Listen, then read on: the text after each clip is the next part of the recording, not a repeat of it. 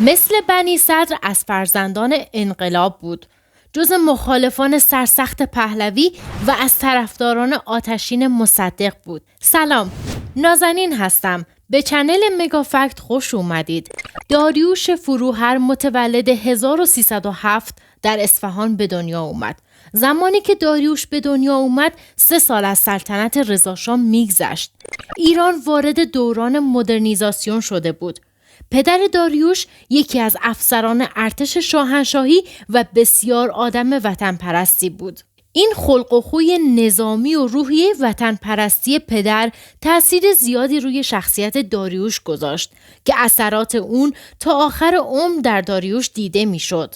سال 1320 وقتی متفقین توی دوران جنگ جهانی دوم ایران رو اشغال کردن، پدر داریوش جز افسرانی بود که با وجود فرمان عمومی عدم مقاومت در برابر انگلیسی ها مقاومت کرد و به همین خاطر به دست متفقین دستگیر و به همراه خانواده به اردوگاه اسیران جنگی در عراق منتقل شد. داریوش از دبیرستان ایران شهر تهران فارغ التحصیل شد و در همین دبیرستان وارد فعالیت‌های سیاسی شد. دهه 20 خورشیدی دورانی بود که با کنار رفتن رضاشاه خیلی از گروه‌های سیاسی و مذهبی دوباره فعالیت خودشون رو شروع کردند و خیلی از جوانای اون دوران تحت تاثیر همین جو به فعالیت سیاسی کشیده شدند.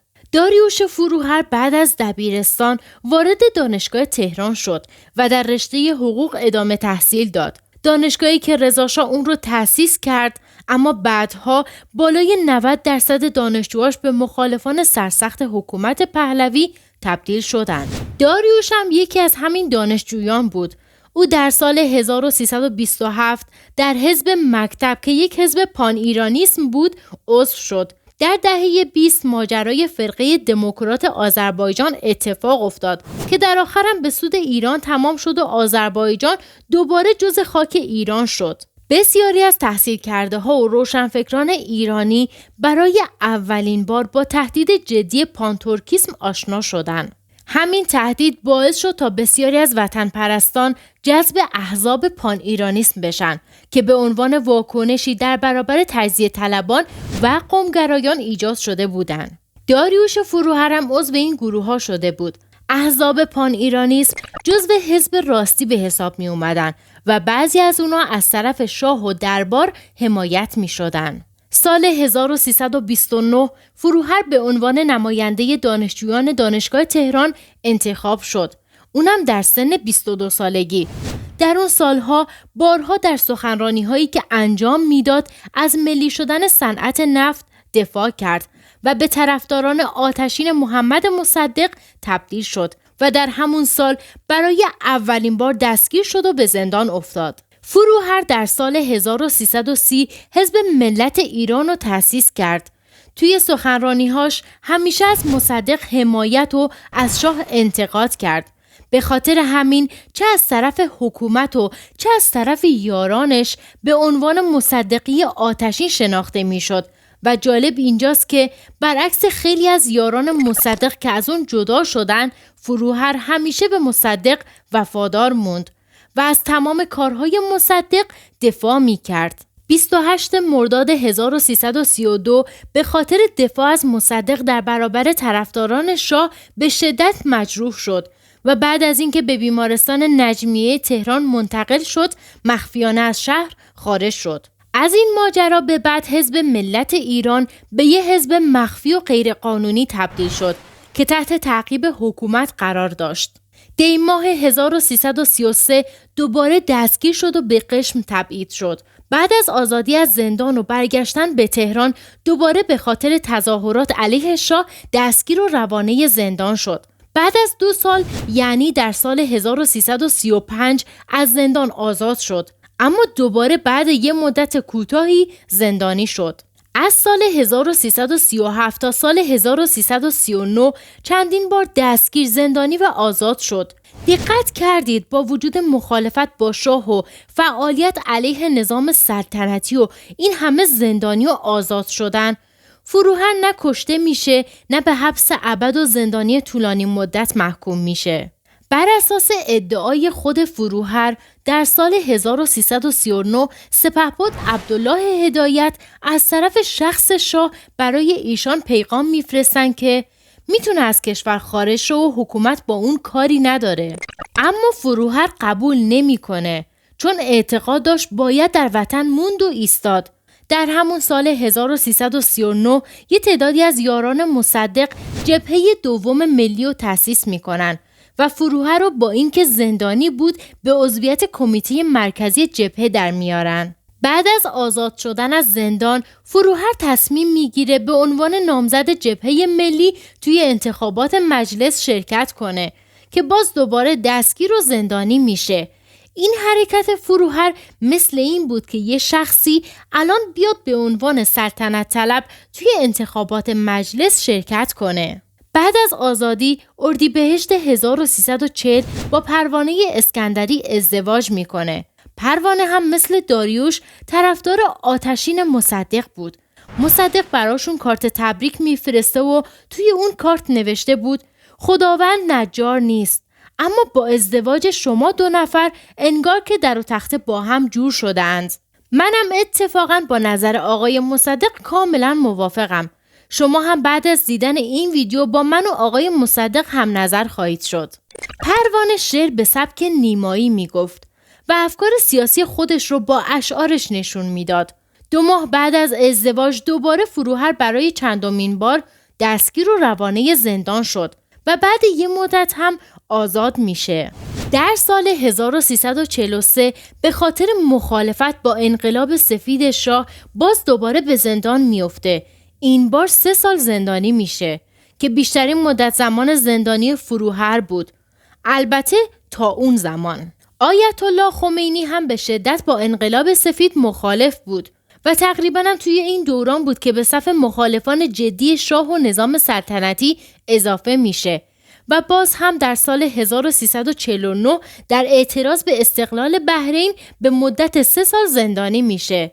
فروهر معتقد بود که شاه بحرین رو 2 دستی تقدیم اجنبی ها کرده و با این کار به ایران خیانت کرده.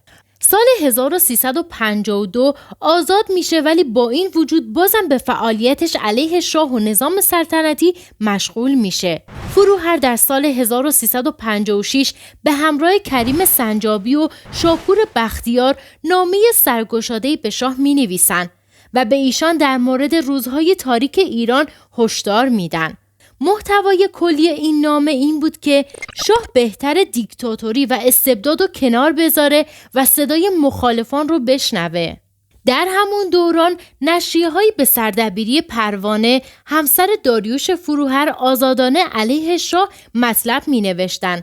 در سال 57 به همراه یاران مصدق جبهه 4 ملی رو تشکیل میدن و فروهر به عنوان سخنگوی جبهه انتخاب شد. البته بختیار بعدها با پیشنهاد نخست وزیری شاه از جبهه ملی جدا شد و با این کار مورد سرزنش و مخالفت افراد جبهه ملی قرار گرفت. بختیار به یاران ملی خودش میگفت مگه ما سالها به شاه نمیگفتیم که صدای ما را بشنود؟ اکنون که او تصمیم گرفته از صدای ما را بشنود درست نیست که به آرمانهایمان پشت کنیم. بختیار معتقد بود حکومت شاه هر چقدرم که بد باشه ارزش حفظ کردن داره و بهتر از وقوع انقلابی که روحانیون اون رو رهبری میکنن جلوگیری کرد. اما فروهر و اکثر افراد جبهه ملی مخالف بودن. میگفتن دیگه دیر شده و آیت الله خمینی رو از هر لحاظ به شاه ترجیح میدن. اونا بختیار رو به خاطر پذیرفتن مقام نخست وزیری در اون دوران حساس به شدت سرزنش میکردن و میگفتن که به آرمانهای مصدق پشت کرده. داریوش و پروانه هر دو در تظاهرات روزهایی که نزدیک به پیروزی انقلاب بود شرکت میکردن. در این عکس پروانه اسکندری رو با پسرش آرش فروهر میبینید. دقت کنید که خانم اسکندری حجاب داره. اما بعد از انقلاب خود پروانه به یکی از مخالفان سرسخت قانون حجاب اجباری تبدیل میشه و اون رو نقض حقوق بشر میدونست. حجاب اون هم برای پروانه که مخالف حجاب اجباری بود در اعتراضات قبل از انقلاب یک روش یا نماد اعتراض نسبت به اوضاع جامعه بود. حتی بعد از انقلاب هم بدون حجاب بود، با اینکه حجاب اجباری شده بود و با نداشتن حجاب اعتراض خودش رو در این مورد نشون میداد. خود داریوش هم اون روزا حضور فعالی در خیابونها داشت. همیشه در تظاهرات اگه میتونست شخصا شرکت میکرد. سالها قبل از انقلابم در 25 مرداد 1332 به همراه حسین فاطمی و بقیه طرفداران مصدق توی خیابان علیه شاه شعار داده بود و حتی به مجسمه های محمد رضا شاه و رضا شاه حمله کرده بود. فروهر از اون آدمایی نبود که توی خونه بشینه و فقط تماشاگر باشه. 28 دی 1357 روزی که شاه برای همیشه از ایران رفت، درست همون روز فروهر به فرانسه و پاریس نزد آیت الله خمینی میره و تا 12 بهمن هم اونجا میمونه. به گفته نزدیکان فروهر، او در پاریس به شدت تحت تاثیر ساده‌زیستی آیت الله خمینی قرار گرفته بود و معتقد بود که چون اون مثل مردم ساده زندگی میکنه و از تجملات و کاخنشینی دوری میکنه، قطعاً رهبر مردمی هم خواهد بود. 12 بهمن 1357 فروهر با آیت الله خمینی به ایران برگشت. تقریباً تکلیف همه چی روشن شده بود. چیزی نمونده بود که حکومتی که از 20 سال قبل علیه اون مبارزه میکرد سقوط کنه. سرانجام انقلاب اسلامی به پیروزی میرسه. دولت موقت به نخست وزیری مهدی بازرگان تشکیل شد و داریوش فروهر هم مزد سالها مبارزه رو دریافت میکنه و وزیر کار میشه. دولت موقت در واقع ائتلافی از جبهه ملی مذهبی و سکولار بود که داریوش به این گروه تعلق نداشت. او طرفدار جدایی دین از سیاست بود و توقع داشت روحانیون بعد از پیروزی انقلاب کاری به سیاست نداشته باشند. اوایل انقلاب که بحران کردستان پیش اومده بود، فروهر از طرف دولت موقت به عنوان یکی از اعضای حسن نیت به اونجا رفت تا با رهبران کرد مذاکره کنه. این هیئت تلاش زیادی کرد تا مسئله کردستان بدون جنگ و خونریزی حل شه، اما در نهایت مذاکره ها به جایی نرسید و بحران کردستان با جنگ پایان گرفت. کم کم اختلافات بین جبهه ملی و انقلابیون، یا بهتره بگم گروه پیرو خط امام، بیشتر میشه. بر سر تمام موضوعات با هم اختلاف داشتن، اما یکی از مواردی که باعث واکنش قطعی آیت الله خمینی شد مخالفت اعضای جبهه ملی با حکم قصاص بود. بعد از تأسیس رسمی حکومت جمهوری اسلامی ایران، بعد از همه‌پرسی 12 فروردین 1358، کم کم قوانین اسلامی در تمام مسائل و حوزه‌ها از جمله حقوق و قضا جایگزین قوانین مدنی زمان شاه شد. این موضوع باعث مخالفت بسیاری از اعضای جبهه ملی مثل فروهر شده بود، چون در اون زمان اکثریت مردم دوستدار جمهوری اسلامی بودند. صدای مخالفان شنیده نمیشد. وقتی قصاص وارد احکام قضا و جزا شد، جبهه ملی در بیانیه مخالفت خودش رو اعلام کرد و از مردم خواست تا در اعتراض به حکم قصاص تظاهرات کنند. خبر اعلامیه جبهه ملی به گوش آیت الله خمینی رسید. به شدت عصبانی شد و علیه جبهه ملی در خرداد 1358 سخنرانی کرد و گفت از اینکه ذات جبهه ملی رو نشناخته پشیمونه و فکر میکرده پایبند به اسلام و قرآن هستن و هرگز با یه حکم قرآنی یعنی قصاص مخالفت نمی کنن. بعد از این سخنرانی بود که فروهر از جبهه ملی جدا شد و حزب جدیدی به اسم ملت ایران تأسیس کرد. بهمن سال 1358 فروهر نامزد اولین انتخابات ریاست جمهوری در تاریخ ایران شد.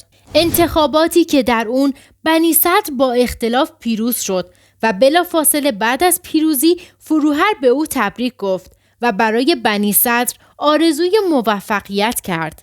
بعدها یعنی در سال 1360 وقتی بنی صدر عزل میشه، فروهر با عزل اون موافقت میکنه.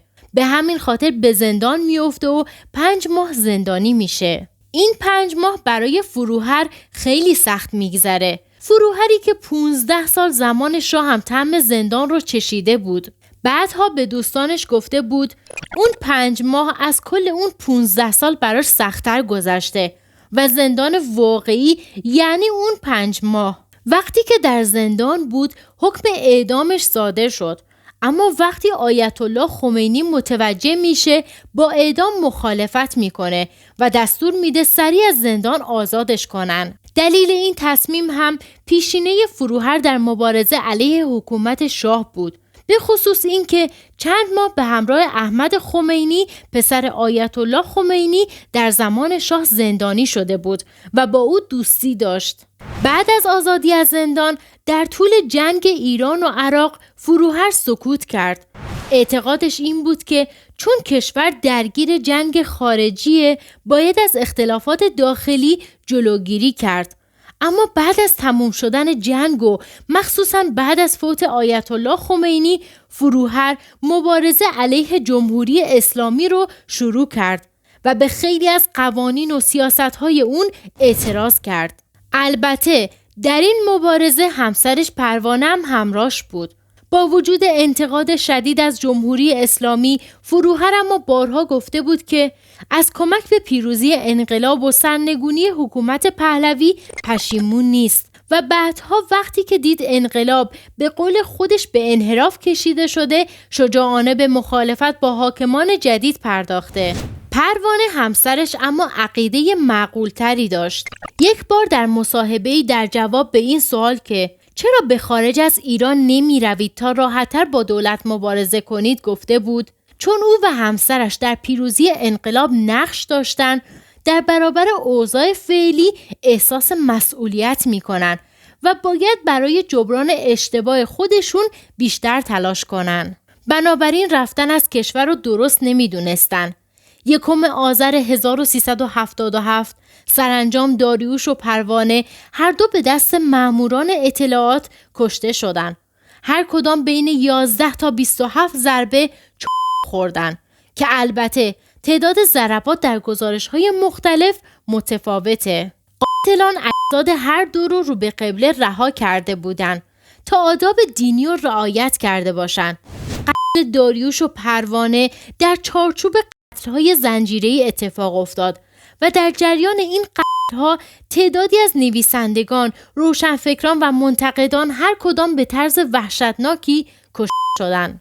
بعد از فاش شدن دست داشتن ماموران اطلاعات در قتل‌ها، عده‌ای از ماموران و مقامات عالی رتبه اطلاعات دستگیر شدند. معروف‌ترینشون هم سعید امامی بود که بعد از دستگیری در زندان خودکشی کرد.